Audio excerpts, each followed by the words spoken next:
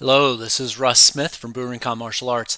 Wanted to pull this video together primarily for my five ancestor boxing students as well as my Haka students. Bas Rutten does a great job in two videos. One's a recent one with Jesse Ankamp, and I'll do that one separately.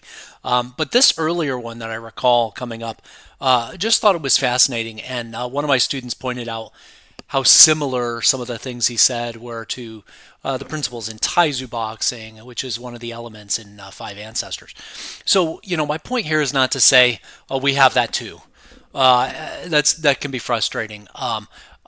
Obviously, so much is up to the individual. You can have a fighting system, but if you don't train it properly, you're not going to become Bas Rutten just by knowing the principles or the ideas. Obviously, you've got to put in the work, and you've got to have a really, Bas Rutten had a very, very obsessive mindset with becoming the champion that he was. Anyhow, all these things said, what we're going to do is we're going to walk through these videos and discuss the similarities in his fighting styles and his concepts with those things that we find in these old systems, these 200, 300, 400-year-old systems, and match his principles up with theirs and talk that through. So let's get started. What's going on, guys? Shane here with the legend Bas Rutten, true pioneer in the sport of martial arts. Bas is a UFC Hall of Famer, UFC former heavyweight champion, pancrase champion. Has a very unique style, very powerful, very intelligent. Bas, why don't you break down for the viewers what your style is exactly? It's a combination of everybody that inspired me along the way, and Kyokushin. We have a Kyokushin background, which is full contact karate, and they stand very square towards each other because you can still throw your hips, and it's a very close distance, a Kyokushin fight, because it's bare knuckle. You cannot hit the head with the bare knuckle, but you can do anything else. Kicking the head, kneeing the head, knee the body, everything is full contact, bare knuckle fighting with a gi. So it's a very dangerous thing to do because, as you see my pinky here, my knuckle is big because what happens, you can't see the hips of an opponent, and sometimes when you go for a liver shot.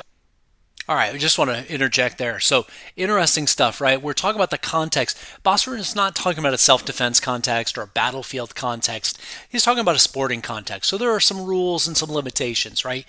And so, if you pick up my book, Teaching 101, Principle-Driven Skill Development, Teaching 101, we talk about the highest level thing to understand about a system is the ethos.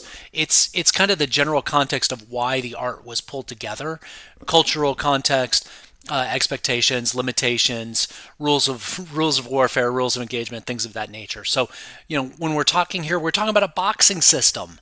We're not talking about fighting somebody with a chain or a knife or that kind of thing. Right now, we're talking about a boxing system. And some of these fighting arts that we practice, they are fundamentally boxing systems. That's why they don't have a ton of weapons in them. That's why there's not a lot of takedowns, those things. There may not even be a lot of grappling, a lot of chin na in some of these Chinese boxing systems. Anyhow, just keep in mind the ethos and the limitations. Now, he's already talked about a couple things. He's talked about targeting the liver, which is huge. Bas Rutten was a real amazing shot at getting it to the liver, both with his hands and with his feet. He also talked about the limitations of having small bones against large bones, right? You punch that hip bone. I talk about this all the time. You've got to aim for the liver properly. You don't break your hand against the hip bone, which Bas Rutten has experience doing. And somebody has a high hip, you hit the hip bone, and guess what's going to lose? The little bone right here is going to lose. Now, then you had Ramon Dekkers. Ramon Dekkers was also a fan of the square stance. Still, he had a leg a little bit toes pointed in. Square stance with the toes pointed in. I mean, that sounds like every major shorthand art that I practice, starting with Goju-Ryu, White Eyebrow, Dragon, and of course five ancestor boxing. So we talk about tombstone body, which is kind of where the belly button points to the front, the chest is flat across facing the opponent, the hands are up in front of you, so that as I said, bring all the guns to the front. In the first book, right, I talked about why it's important to have both hands in range so that you're not fighting from a side body concept. I don't like that. And then you have Mike Tyson. Now, if you put those three together, the Kyokushin and Mike Tyson and Ramon Dekkers, that's a powerful combination. So power, I mean, right out of the gate, power is so incredibly important. He talks about Mike Tyson. I mean, just incredible power he has. Now, I haven't researched into Ramon Decker to find out more about his background, but I plan on doing that at some point, just to get some more feedback on kind of what Boss is referring to. But power. He goes on to talk more about power, why power is so important, how you develop it, how you practice it, how some things are full power and some things are not. Some things are real finisher blows and others are not. And why would somebody stand in a wide stance? Well, because you have almost equal power in your left now and in your right. If I stand in one line, it's going to be very hard for me to block a low kick from you. See, there's no way, especially if you got like a Jose Aldo who's really fast with low kicks, I will fight him like this. Now I only have to lift my leg. I don't have to do anything. As you can see with the low kick block, actually, I never do this. You never want to do that because He's talking about leaning back versus kind of keeping your weight stable. Just really quite incredible how he talks about how the reach and the power is more equalized. Just as a matter of preference, I'm not a fan of the boxing method with the left hand forward using the jab as a feeler. I really prefer to go either open guard or close guard with a right hand forward. I'm kind of a power lead guy, and I think for a similar reason, although focusing on being more square versus talking about a lead, I think that's an important thing to think about. So, even if you got a lead foot but your body's square, maybe it doesn't quite matter so much. And Boss talks about that quite a bit. if they're going to hit, you're going to fly back, which you can't counter. If you just bring your leg, it's going to feel for him like he's kicking the corner of a door. It's a very solid block. Yeah. If he's good with low kicks, you won't kick a low kick again. Maybe he does it the second time, but if you block it again, it's not going to happen. Jab becomes a... Now, before we go on, I mean, he really talks quite a bit about making sure that the lower body manages the lower body. He's not reaching down to block these leg kicks. He's lifting the shin, or he's leaning into his knee to create a sloped surface with his upper thigh. He only starts carrying when the kick is coming above the hip bone, above the iliac crest. That space between above the iliac crest all the way up to the armpit is what you want to keep protected. And as my dragon teacher often says, hands protect the head, the forearms protect the chest, the elbows protect the vitals. So the elbows are blocking down, all the way down. You can reach down. If you crunch down, your elbow can protect all the way down into the iliac crest. Straight punch. Now it's a punch suddenly that you have to watch out for, because if I throw it straight at you, I can rotate my upper body. That's almost the same power as my right hand. What a powerful jab. It's fantastic, and you'll see he's just got great unified body. We call it 5 parts power. In 5 ancestors, we call it looking, or kind of the 6 unified joint forces in white eyebrow. I can open with the left hook, bang. I can do that from here. Yeah, I can, but I'm going to have to load up. And once I load up, I'll ask Jens Pulver. We talk constantly in our training about going backwards, why it's so bad to go backwards. We also talk about, and you're going to see this a ton in Bas Rutten's methodology, that he uses his defensive movements to create the coil for the follow-up strike. What happened when he fought Dwayne Ludwig, because we knew that Jens Pulver was going to do that. He's actually a southpaw. And he loaded up, and the first one, Dwayne missed. But the second, he looked at me, and he goes, oh, and then the second, he did it right away again. Bah! That's where it started, the demise of Jens Pulver. Blocking kicks to the body. If I'm standing like this, it's very hard to rotate, and it will still have impact, especially if he's not going to hold back. A lot of fighters, what they do is once they, for instance, if I want to kick him in the head and I see him defend it, they automatically already take the power of the kick. My concept is completely different. My concept is just kick as hard as you can on the defense. Because if you do this, and you make your hand one with your head, it's going to go straight through. It's like so great from an offense and a defense perspective. From a defense perspective, you don't want to be laying right up against your own body. We talk about this a fair amount. Even in Goju-Ryu, there are ways of keeping the palm, the Wusao hand, the guarding hand, close to the chest, or you tuck the elbow against the body and let the hand ride open, which was a method I learned at the Shodokan, the Higa lineage version of Goju-Ryu. Now, he also talks about offense and why you, well, let's go forward. Putting a helmet on. At seminars, I would always say, okay, what if I tape a focus mitt to my face right now and I let you give me a right high kick?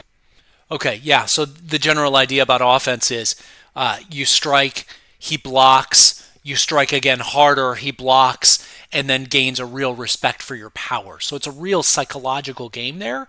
And Bas uses this as Sun Tzu said, all warfare is deception. Sun Tzu also said, point east to strike west, which that saying has come all the way down in all the Fujianese martial arts as a method of deception. If you want to strike low, first strike high. If you want to strike high, first strike low. There's all these sayings that essentially say something very similar. And Bas Rutten uses power as a component of that. Power is so incredibly important. We need the shing, the shapes, the particular maneuvers, gong, the power, the physical and mental attributes to make yourself a fighter's body so you can be the right avatar for the system. And fa, like the strategies, tactics, ideas. You've got to get that all together to be able to develop the ji or the waza, which is the skill.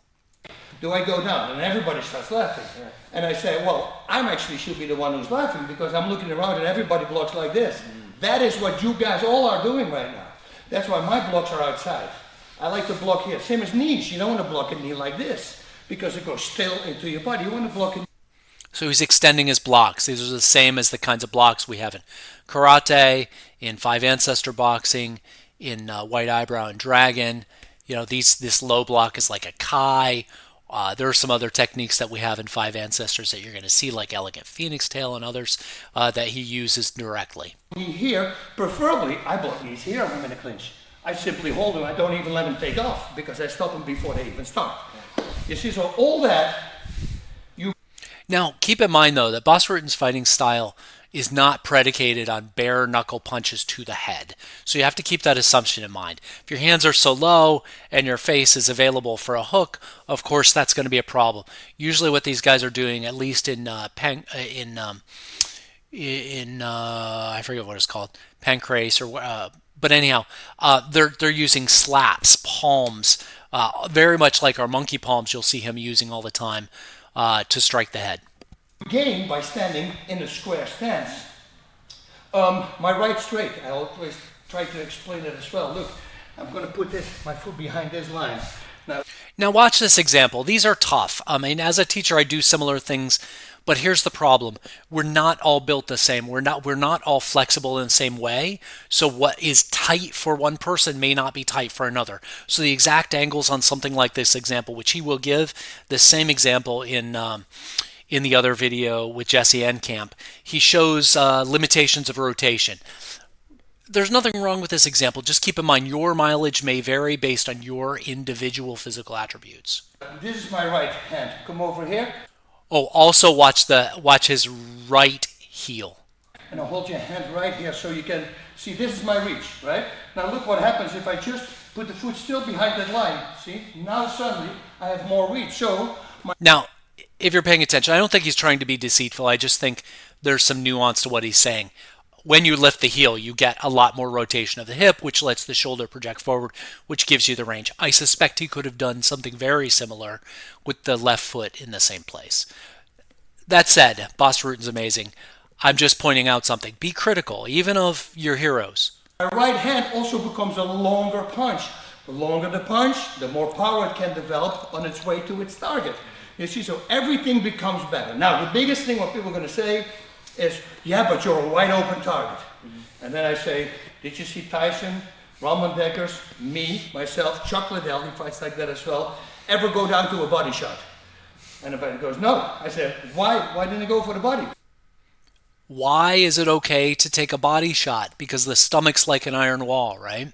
So we need to develop the iron shirt, the iron body, protect the bladder, and hide the liver. This is why the elbows low is so important in all of these Southern Chinese boxing systems, including Goju-Ryu. When the hands are out, the elbows are down. They're not out. This is something that's so critical, and this is why, because again, hands protect the head, forearms protect the chest, elbows protect the vitals. What are the vitals? The vitals are the kidneys, the floating ribs, the liver, the solar plexus, and the spleen, going from kind of his back right all the way around to his front left. So think about all those elbow line targets. That's what he's talking about. Because it's wide open, you say it's wide open. What happens is you know this. And because you know this, you automatically start paying attention to that. Punches to my body, I block with my elbows. It's very relaxed. You don't have to do anything for it. He's blocking with his elbows. How hard is it to block if you're already in position? These are the blocks that actually work, right? And I say blocks, use quotey fingers, whatever. These are receiving techniques. You're receiving somebody's blow. So if your hands are in position, it's very little to create the blocks by rotating, right? You shield on the outside, you press across on the inside. But also, because I'm wide open, I might trigger them to start throwing body shots, which I love because that's where the counters are going to come. And again, you see as he's rotating to block with the one side, he's loading up the other. If his elbow comes away from his body, it's because he knows the timing is right. He's going to try and keep his elbows down all the time, except for when he has to come out of position to obtain a target. You see, so sometimes when I fight like this, that means please hit me in the body. When I fight like this, please. He's baiting, right? You're baiting an incoming attack. This may not be in the moment of self-defense, right? This is where you're talking about consensual fighting. You're talking about a sparring situation, a dueling situation of some sort, right? Or a sporting situation where you've got time. You're not worried about the other guys. You haven't been ambushed, right? These are all things that you can do in this circumstance. So it's not right or wrong. It's simply contextual. Hit me in the head. When this, now I'm going to give you an option, and now you can choose. So that's not a good thing to do because now I can start making openings. So that's why most of the time you'll never see me here. It's always either here or high because then I want to trick. So I talk about this all the time in my teaching. If you stay in the middle, they can come above or below, and it's hard to decipher that in the moment. You've got a quarter of a second to decide what's happening and come up with the right response. So better instead to force the action, to tell him where to strike. Lift the arms high, ask him for the low, so you can block low and strike high. Drop your hands so he strikes high, so you lift and you come underneath with your counter. To see if they kick to the body, right? So all that I put together, and I realized that everything becomes power shots. A nice little thing that comes with it, it's the last thing I'm going to say because it's going to be very long. So somebody had said this to me once, right? It's a feint unless it's not, right? If you can throw the strike and achieve your, and hit, right? This is why I don't like some things where you block to the inside and then your goal is to pretend to strike to the face just so you can get back to the outside. If you're on the inside, hit the face. You don't wait, right? You don't create the fake. The inside is a great place to be. So take the shot. All the soft targets are on that center line. When you look at my statistics for the UFC, for the Hall of Fame, that's where I found out how that was. Till this day, I hold the highest striking accuracy. Now, this said, he doesn't always use the same tactics. I mean, he talks about his tactics, but not every tactic fits every situation. So sometimes you change them. You'll see at some point, either in this video or in the next, that he'll talk about throwing the shot, but not really trying to knock out with it. So he takes the next. And this fits really well with Yu Dao, Chinese General Yu Dao's statements in the Sword Classic, where he says, the first attack is not deep. Right? Because you're trying to set something up. You are being aggressive, you're setting the tone, you're stealing the initiative by throwing the strike, but you're not committing so much that you have so many openings on you that you're likely to be immediately countered. 20.6% of the punches. And the reason is I don't like to throw jabs. And I'm not saying that you can't. Of course you can, But as a setup, it's a great thing to do. But if you have a stance and you're grounded to the ground and you're really using the floor in order. People talk about jabs as like measuring distance, keeping him away, that kind of thing. Those can be uses for the jab, but again, you're fighting another smart, experienced fighter in this context, right? This is not the assumption of civilian self-defense where we're fighting an untrained fighter. You've got to expect the other person. Again, back to Yu Dao's statements. Treat the incapable as capable. Don't underestimate your opponent. To put your body weight into a punch, it's very hard to stop power like that. And then I say again, look at Mike Tyson, look at Chuck Liddell, look at Robin Deckers. That's where you can see they dropped a lot of people, including myself as well, because it's a powerful snap. But you have to work on it. I just love Bas Rutten. I got to gush for a second. I got to be a fanboy. I just love his modesty. his real drive. I mean, you can tell in his drive. I'm only going to really cover the fighting tactics, but he tells some stories in these videos. And, people who are wildly successful, the top of their game, their industry, are always people with this tremendous single-minded focus where they just get fixated on fixing a thing or creating a thing, and they cannot shake it. And it leads to their success. Now, of course, you got to have some opportunity. To say you need work hard, work smart, and take advantage of the opportunities that are presented to you. Not everybody has the same opportunities, but everybody has a chance to decide how much hard work and smart work you're going to put in. And that's what we're going to do at the seminar. All right, so that's the end of that first video. I hope you find this of some value. Again, I'm not saying in any sense that I'm Bas Rutten. I've trained Bas Rutten style fighters, but I can recognize his fighting tactics in the old fighting tactics. So again, we have in these traditional styles, in these fighting traditions that are 1, 2, 3, 400 years old, we have all of the ideas, the tools, the strategies, and tactics. What's left is to build the right drills and put in the effort to train it so that you become the real avatar of the system that you're training. Welcome your feedback. Take care, guys.